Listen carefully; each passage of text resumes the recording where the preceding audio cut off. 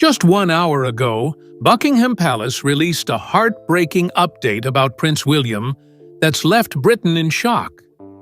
What began as a routine flight turned into a national emergency.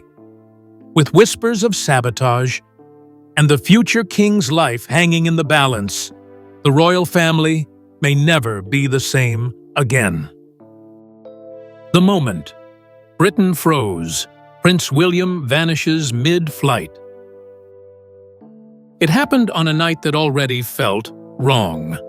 The skies above Cumbria were bruised and restless. Heavy clouds churned above the hills. Winds clocked at over 70 miles per hour tore across the Lake District, bending treetops and pushing against the windows of nearby villages like unseen hands. Even the birds were gone. Local farmers would later say the air felt too still, too sharp. No one knew it yet, but the country was about to be pulled into a storm that had nothing to do with the weather. At 6:47 p.m., the signal dropped. Prince William, the future King of England, had been en route from a private military engagement in the north, traveling by royal helicopter, a model known for stability, precision, and near-impossible failure rates. One moment, his aircraft was a green blip on air traffic radar. Steady, normal. Then, suddenly, nothing. The green dot blinked once more and vanished. Air traffic control tried to reach the pilot. No response. They repeated the call. Still nothing. What came through the radio next was only described as a burst of static and a half-finished sentence that sounded like it was cut off mid-word. Then came silence. Dead silence. Pilots flying nearby said they heard a loud crack, like metal splitting under pressure, followed by thunder that shook the cockpit. Some thought it was lightning. Others weren't so sure. Within 3 minutes, 2 distress signals were registered. One from a military satellite, the other from a ground-based weather station that detected a sharp, sudden heat spike over the southern ridge of the Lake District. At the same time, locals in nearby villages reported something disturbing. They saw fire in the sky. Some claimed it looked like a lightning strike that hit something mid-air.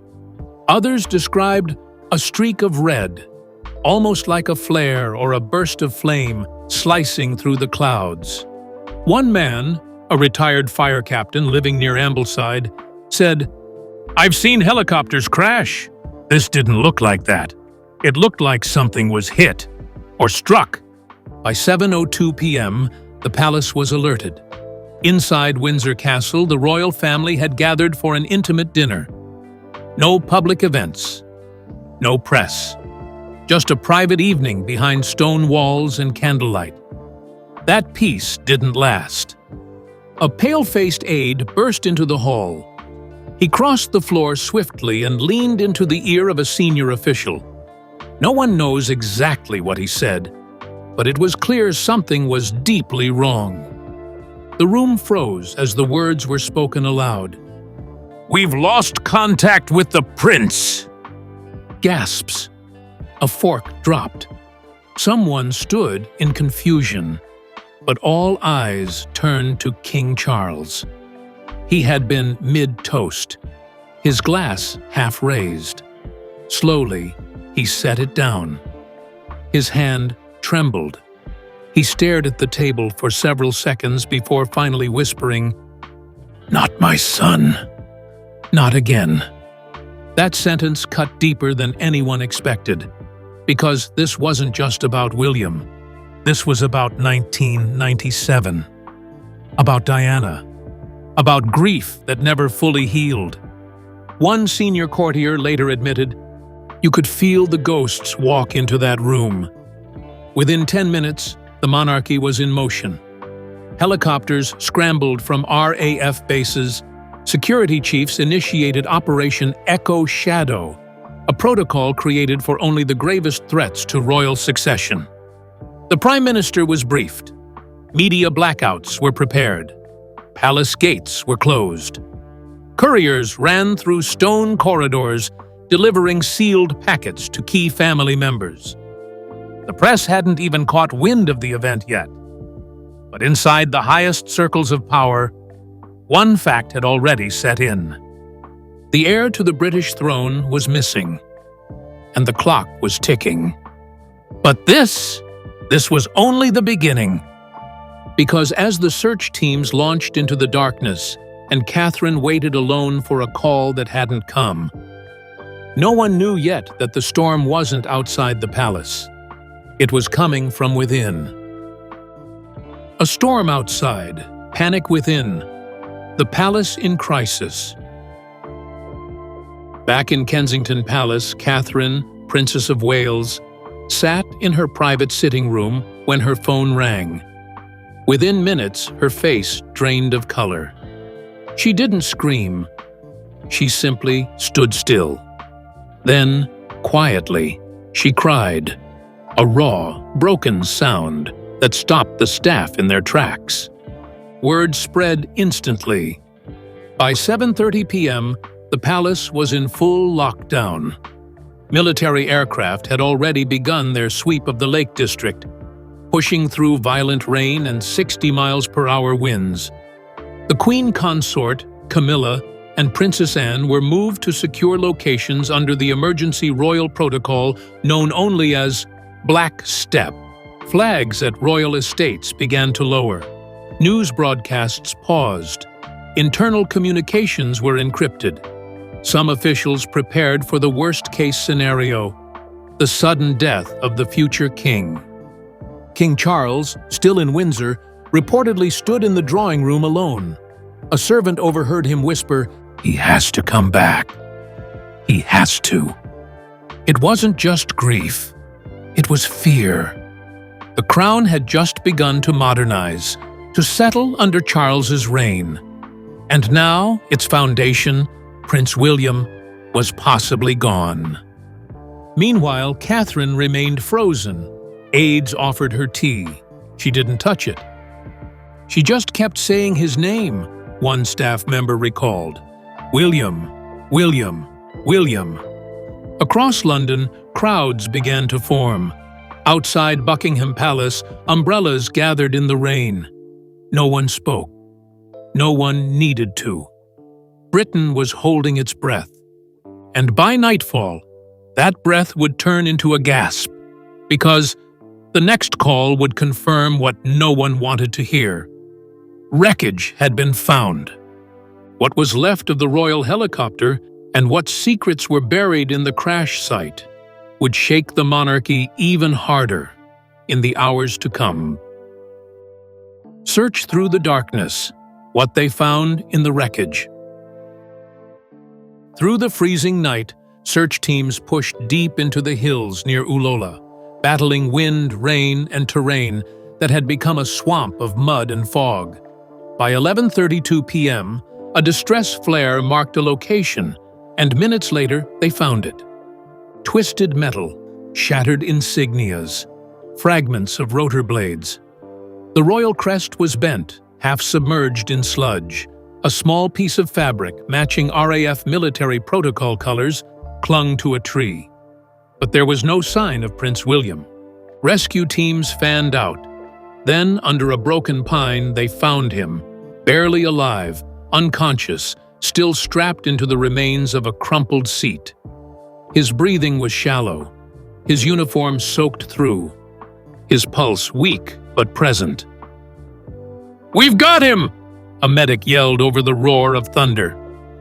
A royal medical chopper lifted William from the site just after midnight, flying him straight to a secured ward at a private military hospital in London. But while doctors worked to keep him alive, another team examined the wreck. And that's when things got strange. Investigators noticed inconsistencies.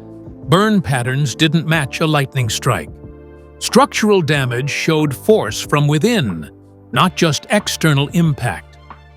Then came the discovery that changed the entire case: a device. Small, metallic, unknown.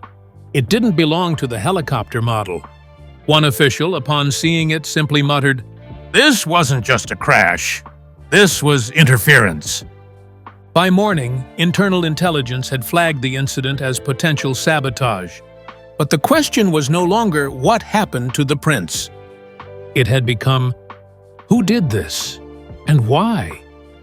That answer would have to wait, because for now the nation's eyes were fixed on a single place, the hospital where Catherine had just arrived, drenched in rain, clutching her coat, and preparing to face the unthinkable. Catherine's breakdown, Britain's heartbreak, inside the hospital scene. It was just after 12:40 a.m. when Catherine stepped out of a black SUV in front of the hospital entrance. Reporters tried to shout her name, but no words came out. Her face was pale, her hands clenched white. She didn't speak. She didn't need to. One witness said, "She looked like a ghost. Not the Princess of Wales, just a woman who might have just lost her world." Inside, staff cleared a corridor. Catherine was led to the ICU, past guards, advisors, and silent nurses. When she entered the room, William was surrounded by wires and machines. His face was almost unrecognizable. Blood on his temple, his chest rising only with the help of a ventilator. She didn't speak at first. She just walked to the side of his bed and collapsed to her knees. "Stay with me," she whispered, tears rolling freely. "Please, William, don't go where I can't follow." Nurses said she wouldn't let go of his hand, not for food, not for sleep. For hours, she sat, whispering his name over and over like a prayer. Outside, thousands gathered at Buckingham Palace with candles and flowers. The hashtag Pray for William began trending globally. It wasn't just sympathy, it was fear. Fear that Britain could lose its future king. By 2 a.m., senior royals arrived quietly. Charles, Camilla, and Princess Anne entered through a back entrance. No cameras, no statements. Inside the ward, the machines beeped on. A flicker of life, a pulse, but no movement. Catherine refused to leave. She told the doctor, "I will be here when he wakes up, or when he doesn't." But what she didn't know was that questions were already rising behind palace doors. Because someone had tampered with that helicopter, and the crash wasn't just an accident. It was something else entirely. And that realization was about to send shockwaves through the monarchy. The silent suspicion. Was it really just a crash? By dawn, doctors were still fighting to stabilize Prince William. But while the hospital focused on saving his life, the palace was already facing a different emergency: the truth behind the crash. Initial reports from aviation analysts raised immediate red flags. The flight path didn't match the reported wind patterns. The aircraft had made a sharp, unnatural turn just moments before contact was lost. And most alarming of all, communication logs from the last 3 minutes of flight were gone. Not blank. Missing. Deleted. Princess Anne was the first royal to challenge the official version. In a closed-door briefing, she demanded a full technical breakdown. "Mechanical failures don't erase black box data," she said flatly. Something else happened up there. Then came the next shock. Investigators confirmed that the helicopter's navigation system had received an external override. Someone or something had redirected it. This wasn't just a storm, it was a targeted event. Behind palace walls, whispers grew louder. Could this have been an inside job? Was this political? Or was someone sending a message? Staff reported seeing King Charles walking alone in the royal library, staring at an open intelligence folder for over an hour. The mood at Buckingham Palace was suffocating. Press officers were told to delay statements. Internal emails instructed royal staff to speak of nothing, assume nothing. One palace advisor broke ranks privately, saying, "It wasn't the weather. That's the one thing we're sure of. And if that's true, then someone wanted William out of the sky." Theories began to swirl, online and off. Cyber sabotage? Foreign interference? Revenge from disgraced insiders? The public didn't know the half of it. But King Charles now faced a decision that would define his reign. And what he did next wasn't just royal protocol, it was personal. Charles's private rage. The royal investigation begins. When King Charles received the classified crash briefing at 7:10 a.m., his reaction stunned even his closest aides. He slammed his fist on the conference table and shouted, "Find them! I don't care how far you have to go. Find them!" The emergency folder, marked Level 1, Confidential, confirmed the worst. Sabotage. Not a fault. Not a freak accident. A deliberate, invasive breach of royal air security. The culprit was unknown, but the message was clear. Someone had the ability and motive to strike at the heir to the British throne. Inside the palace war room, a special task force was activated. Intelligence officers, military analysts, and cyber specialists were flown in, all briefed under the strictest secrecy. Queen Camilla was reportedly horrified, but her concern wasn't just for William. "What happens when the world finds out?" she asked Charles behind closed doors. He stared at the window, hands trembling, and said quietly, "Then they'll know the crown isn't safe from the shadows." The investigation went deeper than anyone expected. Internal surveillance footage from palace systems was reviewed. Logs were cross-checked. A full sweep of royal staff began. Background checks reopened. Loyalty records examined. What worried the king most wasn't just the breach. It was the possibility that the threat came from inside royal walls. No one was above suspicion. The press, meanwhile, remained in the dark. News stations still referred to it as a helicopter accident. But inside the palace, the term accident was banned. One advisor said, "We're not dealing with nature. We're dealing with intent." Catherine was not informed of the sabotage, at least not yet. Her only focus remained William, still unconscious, still connected to machines. But the look in Charles's eyes when he visited her later that day told her everything. Something more dangerous than a crash had just hit their family. And what came next would threaten to pull the monarchy into its darkest crisis since Diana's death. William's first sign of life, and the return of hope. After nearly 12 hours of silence in the ICU, the machines keeping Prince William stable suddenly changed rhythm. At 5:43 a.m., a faint twitch registered on the monitor, his right hand. Then, seconds later, another. A nurse rushed to check his reflexes.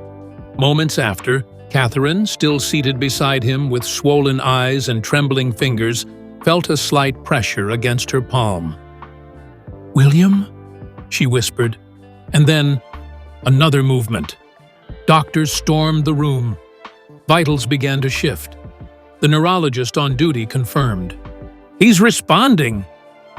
Early signs of consciousness. "He's fighting." Catherine collapsed into tears, but this time they weren't from fear. They were from something Britain hadn't felt since the crash: hope. The hospital released a brief but powerful statement at 6:30 a.m. "The Prince of Wales has shown positive neurological responses. He remains in critical condition, but is responsive." Within minutes, the world reacted. Church bells rang spontaneously across parts of London. Outside Buckingham Palace, candles were replaced with flowers and flags. The hashtag William Strong overtook social media across 20 countries. In a quiet moment, hours later, Prince Harry arrived at St. Paul's Cathedral. No cameras followed him. No statements were made. But his presence, silent, solemn, said everything. For the first time in years, the brothers were breathing the same storm. Catherine, finally standing outside the hospital for a moment, looked to the sky and said to an aide, "He's still here. He's still ours." But even as Britain celebrated this miracle, something darker was moving behind the scenes. Because the crash hadn't been random, and someone had gone to great lengths to try and make it look like one. The deeper the investigation went, the more dangerous it became. The truth behind the curtain. Who wanted William gone? By day 3, the crash investigation was no longer internal. It had expanded into international intelligence. Why? Because what they found couldn't be explained by human error or by weather. One critical discovery came from the encrypted flight data stream. It showed an override signal routed through a server outside the UK. Cybersecurity teams confirmed this wasn't mechanical. It was a remote breach. The signal was masked, rerouted through layers of international traffic, making it almost untraceable. But its intent was clear: to reroute or disable the aircraft mid-flight. A digital strike on the future king. Within the palace, paranoia grew. Princess Anne spoke bluntly in a private meeting. "This wasn't an accident. It was a message." And that's when the real questions began. Who would benefit if Prince William was removed from the line of succession? Was this linked to foreign powers? Or was it a blow from within? A deep crack in the royal house itself? Online forums ignited with theories. Some pointed fingers at enemies abroad. Others whispered about royal rivals, jealous exiles, even disgraced insiders seeking revenge. Theories blurred with fear. Even within Parliament, a few ministers began to question national security around the royal family. If someone could breach RAF flight tech, what else could they reach? Meanwhile, inside the palace, King Charles grew quieter. His schedule cleared. Aides said he spent long hours reading private security reports in his study, alone. Every night, the lights stayed on until 3 a.m. But there was one thought that haunted him more than any name on a suspect list. What if the danger is closer than we think? The crown was still intact, but the foundation beneath it? It had been shaken, and the echoes weren't done yet. Because soon, William would open his eyes, and everything would change. The prince wakes up, and everything changes. It was just after 10 a.m., 4 days after the crash, when the silence inside the ICU finally broke. The heart monitor beeped with new rhythm. Eyes fluttered. Fingers moved. Then, breath, unassisted breath. Prince William opened his eyes. The first person he saw was Catherine, who had barely slept, barely eaten. Her eyes welled with tears the moment she realized he was present. "You're not home yet," she whispered, pressing her forehead to his. "But you will be." Doctors flooded the room. William couldn't speak yet, but he could nod. He could blink. He was back. At 12:17 p.m., Kensington Palace released a statement that swept the globe. "The Prince of Wales has regained consciousness and is stable. The family is overwhelmed with gratitude." And just like that, a nation exhaled. For the first time in days, it wasn't mourning. It was celebrating. Crowds outside the hospital cheered. In Sydney, supporters lit candles in thanks. In New York, Digital billboards flashed messages of strength. In Kenya, a children's choir sang in his honor. But inside the hospital, the tone was different. Quiet, guarded.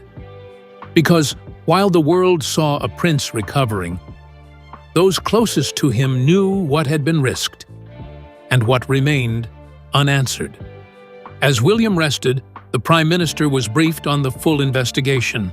Charles, Anne, and top security advisors met behind closed doors to discuss next steps. There was still no confirmed suspect, but there was motive, and that was enough to keep the royal family on high alert. When asked how William reacted after being told what happened, a senior aide simply said he didn't speak. He just stared like he already knew. Catherine remained at his side throughout. The trauma had etched something permanent in both of them. They had survived, but something had shifted. The future king had come face to face with mortality, and nothing in the monarchy would ever feel the same again. The crown bleeds, but Britain breathes again. 3 weeks later, on a clear spring morning, Prince William appeared in public for the first time, seated in a wheelchair, flanked by security, his hand held tightly by Catherine. The crowd outside Buckingham Palace erupted. There were flags, cheers, chants of "Long live the Prince!" The man they feared lost forever was now waving, smiling faintly, still healing, but present. On the royal balcony, something extraordinary happened. King Charles, Prince William, and Prince George stood side by side. 3 generations of monarchs, one lineage, one message. We're still here. Charles, often stoic, was seen wiping tears. Catherine looked out over the crowd, not as a duchess, not as a wife, but as the woman who never left his side. Her strength, her calm, had become the heart of the royal response. Even Prince Harry, invited privately, stood quietly in the background. No statements, no attention, just presence. The silent steps toward forgiveness had begun. But behind the cheers and unity, something remained untouched. The classified file on the helicopter sabotage still sat locked in the royal vault. Investigators still hadn't found who sent the signal. And one sentence from the report still haunts palace staff. The origin point may never be traceable, but the intent was clear. Inside Windsor, the royal family knows the truth. This wasn't over. Whoever caused the crash was still out there, watching, waiting. But for now, Britain was breathing again. And as Catherine stood at the edge of the balcony, looking over a sea of people chanting her husband's name, she whispered to herself, "We survived the storm. Now we build again." Because while the monarchy may wear crowns, it is hearts like hers that keep it standing. As Prince William fights to recover, one chilling truth remains. This was no ordinary accident. With the crown shaken and secrets buried in silence, the world waits for answers. What really happened in the sky that night? Don't forget to like, subscribe, and tell us your thoughts in the comments below.